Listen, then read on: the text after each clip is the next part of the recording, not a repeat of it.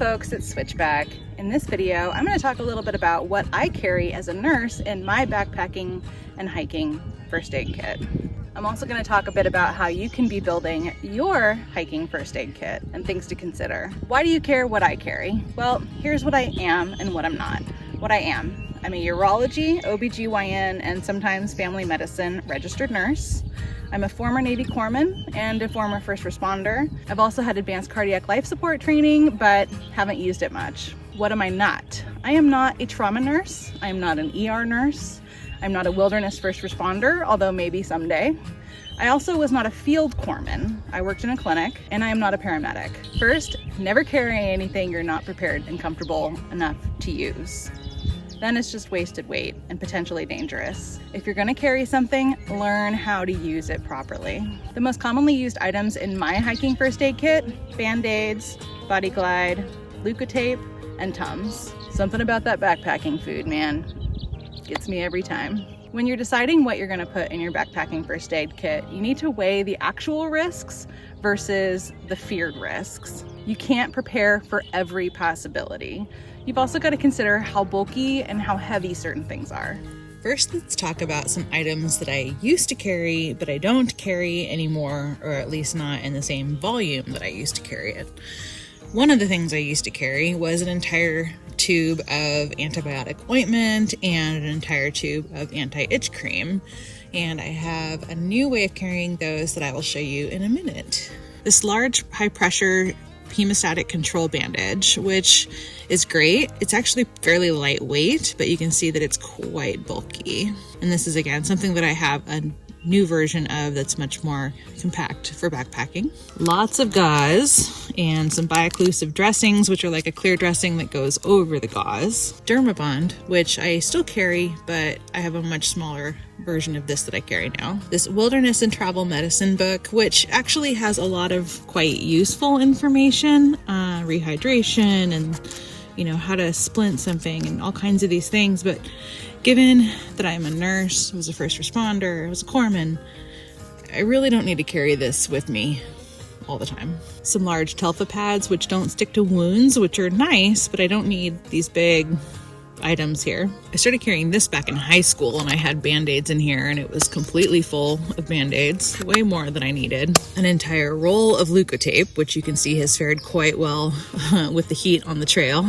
And I'll show you how I do carry Leukotape now. A large roll of Kerlix, which is a type of gauze that you can wrap around a limb, that kind of thing. A scalpel, and not one, but 2 spare blades, in addition to the one that's already on there. More sutures than I could possibly know what to do with on the trail, and 2 hemostats to use as makeshift needle driver and forceps. A triangular bandage, which is again an item that I've been carrying since high school, but a bandana and other items in your gear will usually suffice for what this does. A large roll of moleskin, and I really don't carry moleskin anymore. For a while I had cut a strip off here and was carrying that, but I've really found that Leukotape tends to work better. So, this is what I grew up using, but I'm quite happy with what Leukotape does. And I do carry steri strips, but I carried more than I really needed. I used to carry a snake bite kit, which sucks in a way that you don't want it to. I have a link down in the description that takes you to a website that explains very well why you don't want to use one. And I have a video up in this top corner here that shows you what you should do if you do get a snake bite. This is my current first aid kit. I have since ordered a new package to carry this in because as fancy as my Ziploc bag has been, and as well as it contains everything, it's time for an upgrade. So I've ordered a Dyneema first aid kit bag, and that will be a lot more durable. It also zips closed, which is really nice. So let's talk about what's in this bag. QuikClot, which is a good substitute for this large high pressure bandage. It doesn't have the same pressure necessarily, but it is a hemostatic bandage. It's quite effective, and it's certainly much smaller and more efficient to carry. I carry bandage scissors, which are great for using with the Leukotape and various other things. I'm considering dropping them out of my kit, we'll see. I haven't decided yet, but they are heavy. These are, you know, solid medical grade, the kind that can get sterilized. Tweezers or forceps, which are great for pulling out splinters and all kinds of little random things. A tick key, which certainly comes in handy in California. Medical tape, which is great for all kinds of things. Ibuprofen, also known as vitamin M in the military, or vitamin I. As promised, Tums. I do go through a lot of these. This is what I'm carrying in lieu of the Dermabond that I was carrying. You can see the difference in the size of these. And odds are I'm not going to need that volume while out on the trail. This was actually a dollar store find. I always carry gloves in case I need to help someone else. And this is how I'm carrying my Leukotape now. You can see that it's much more efficient than this, and this is more than enough for any given trip. This is parchment paper here, and you can see that I've even used some on a trip. This is plenty, but it is really nice when you have Leukotape to have bandage scissors as well. A variety of Band-Aids and some gauze pads in there. I like to have a nail file because I get a hangnail and then it catches on everything, and that drives me nuts. Like I said, I still carry steri strips, and alcohol swabs are always a good idea. This is my super fancy medication bag. I have not yet found a good alternative for this.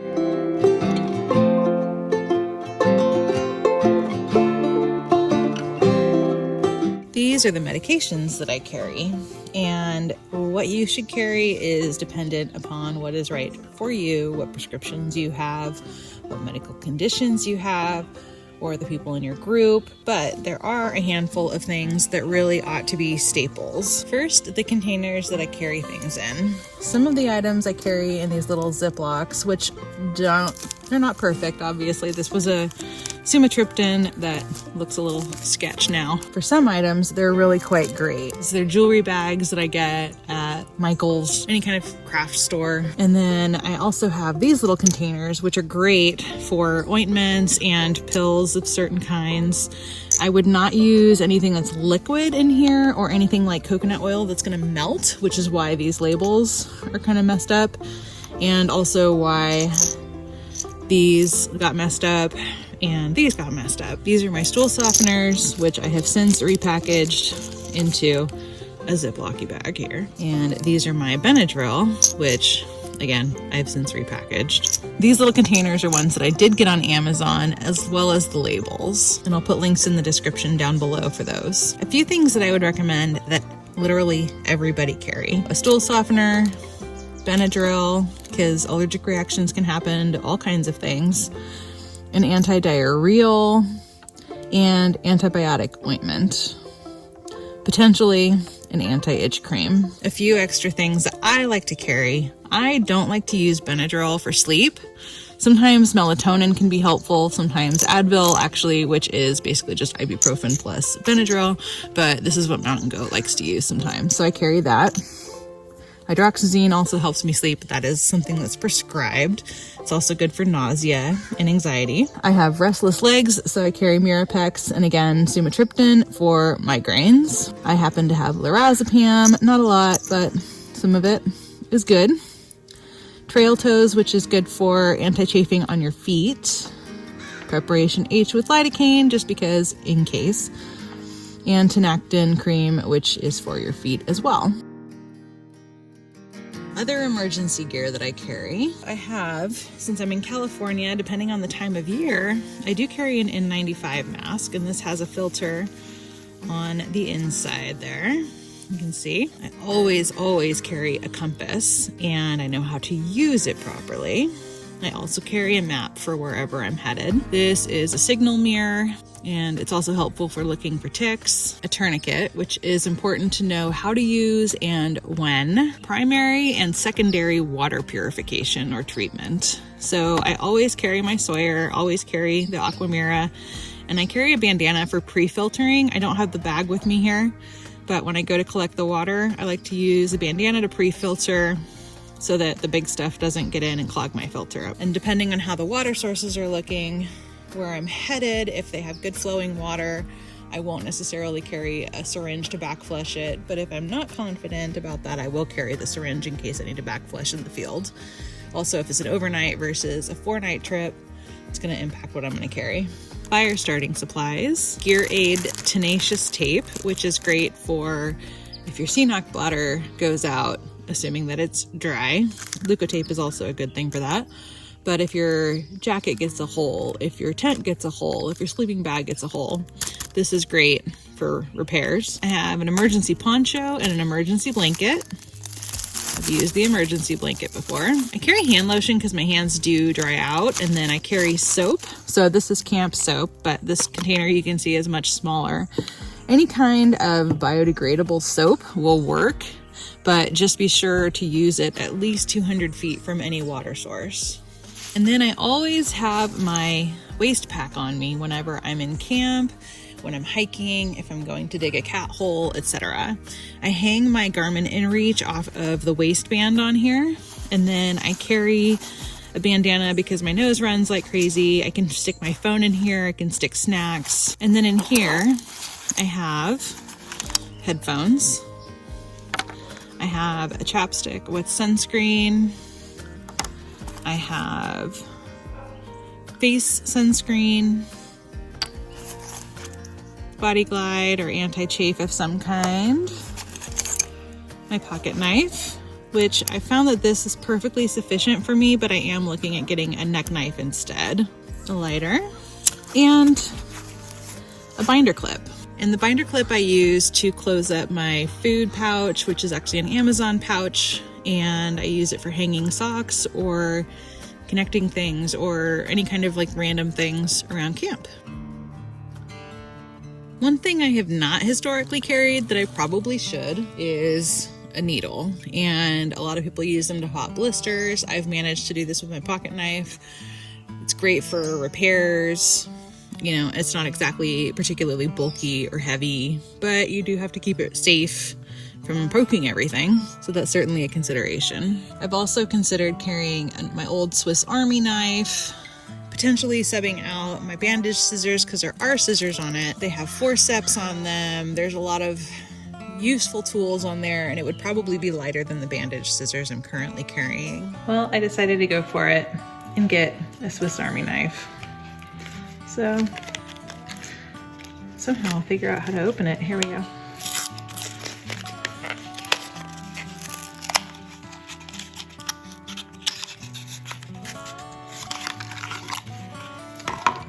Still has the toothpick and everything. So there are the forceps, also known as tweezers. There's the toothpick. And let's see, which side? There we go. Scissors. So I can potentially get rid of those bandage scissors now. The blade.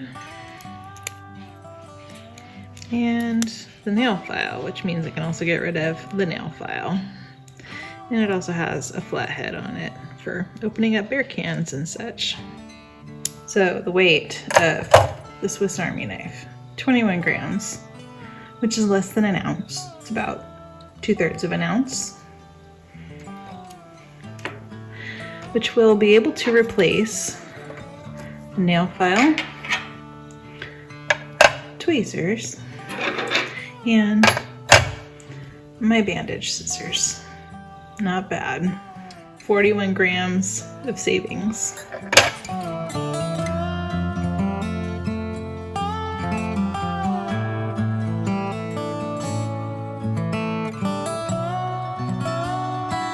I want to reiterate that you should never, ever, ever use a snake bite kit.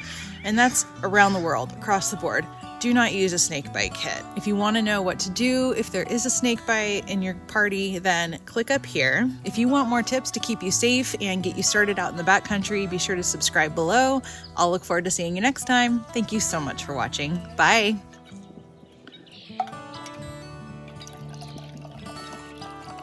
My Gabby.